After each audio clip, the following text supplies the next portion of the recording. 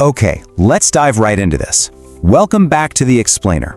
Today, we're unpacking a really fascinating dynamic that, let's be honest, almost all of us have experienced at one point or another.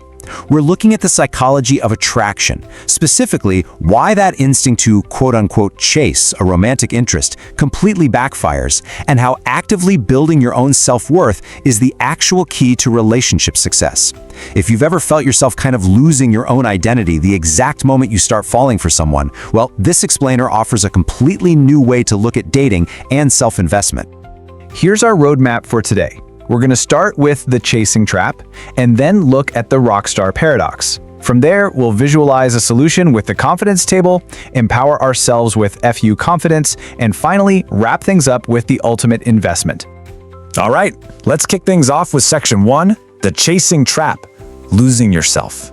So when we really want to find love and we suddenly meet someone who just seems perfect, this dangerous psychological shift happens.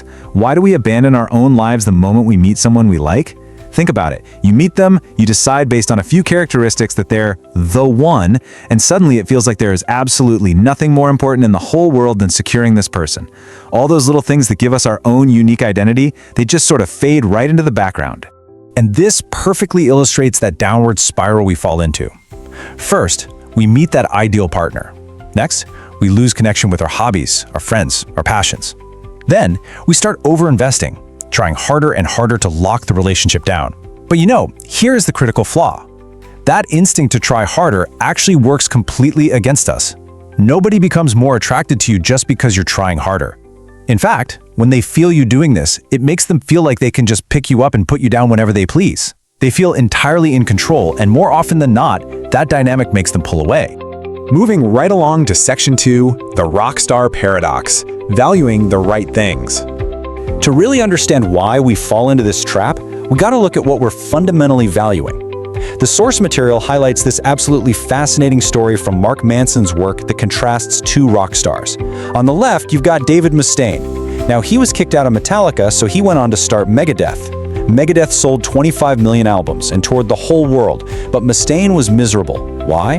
Because he constantly compared himself to Metallica, who had sold 125 million albums.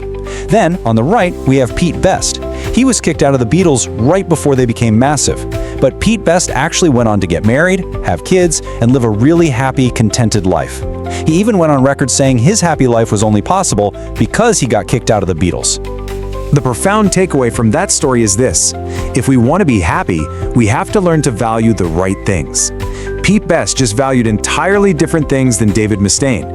So, bringing this back to our dating scenario, when we value finding a partner more than anything else, we'll do literally anything to make it happen, even if it means ignoring all the other important parts of our lives. And when we divest from our own lives, our lives shrink. Which brings us to section 3, the confidence table, your foundation. So how exactly do we fix this emotional problem? Well, we need a mental framework. I want you to imagine your confidence is a tabletop. Now that tabletop can't just float in midair, right? It has to be supported by sturdy, independent pillars or legs under the table. When we meet someone new, we must never decide that the existing legs under our table aren't important anymore just because we found one shiny, exciting, new romantic leg. These are the actual legs that hold up your confidence. We're talking about your hobbies, your passions, your friends, your family, your sense of purpose. These are the things that give you real perspective. If a relationship doesn't work out, you can look at these pillars and say to yourself, hey, I have a big, rich life. These things are incredibly important to me, and I have them to fall back on. So, the crucial point here is this: we have to make a highly counterintuitive move. Precisely at the time when you feel like you found your dream person, that exact moment you want to drop everything to go chase them, that is when you absolutely have to double down on the other areas of your life that support your table. Coming to the table with your own strong legs makes you an equal to anyone you meet. You don't need to beg, you don't need to chase, you simply bring your best, and if that's not enough for them, well, you're still completely supported. All right, let's jump into section 4, FU confidence, the power to say no. This is where those table legs translate into real, tangible relationship power and personal empowerment. You've probably heard the term FU money, right? It's having so much wealth that you can just say no to any job or situation that isn't right for you. Well, the source material draws a brilliant parallel here. FU confidence. This is when you have so many sturdy legs supporting your confidence table that if someone comes along who treats you poorly or maybe just doesn't invest much energy into you, you are completely able to say, no thank you, I'm good.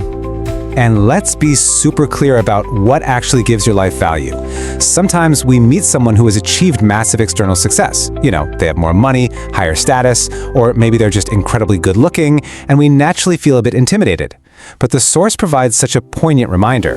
If all you did with your life was look after a sick brother, you still have a big, rich life. It is your life and it is important. You must never let someone else's external success diminish the difference you make in your own world. If you stay connected to that, honestly, no one can ever make you feel like you aren't enough. Now, what's really interesting about this next point is, well, just let this statement sink in for a second. Real confidence isn't the ability to say no to things you don't want. It's the ability to say no to things you do want when they're not right for you. I mean, anyone can say no to something they find unappealing. But having the emotional independence to walk away from someone you are intensely attracted to, simply because the dynamic is wrong for you, that is the ultimate test of your confidence table. Which leads us to our final part, Section 5, the ultimate investment, betting on yourself. So how do we actually go about building this table? As the source highlights, consuming an explainer like this is great, but to really change your patterns, you have to actively train those emotional muscles. People come and go in life. The partner you fall in love with today might not be there tomorrow, but you will always be in your own life. Like Warren Buffett famously advised, the greatest investments you will ever make are the ones you make in yourself, because those pay dividends forever. No matter what situation you enter, you always bring yourself. To put this into practice, the source material offers a concrete example of taking action. Dating coach Matthew Hussey runs a virtual retreat. It's an immersive 3-day self-growth event from June 2nd to the 4th, designed exactly for this purpose, to build that internal energy and FU confidence. At the time the source was published, they highlighted a self-care special ticket offering $100 off until March 12th, which also included a live Q&A and a daily momentum formula masterclass. Now, this is just one practical example from the text of stepping out of the theoretical and actually committing time and resources to reinforcing your own table legs. And that brings us to the end of our explainer, and to a question I really want to leave you with right now. Take a look at your own life. Look at your tabletop. Which new legs are you going to add to your confidence table today? What passions, friendships, or hobbies can you double down on so that the next time you meet someone amazing, you come to them as a complete equal? Thank you so much for joining me for this explainer. Keep investing in yourselves, keep building those tables, and I will see you next time.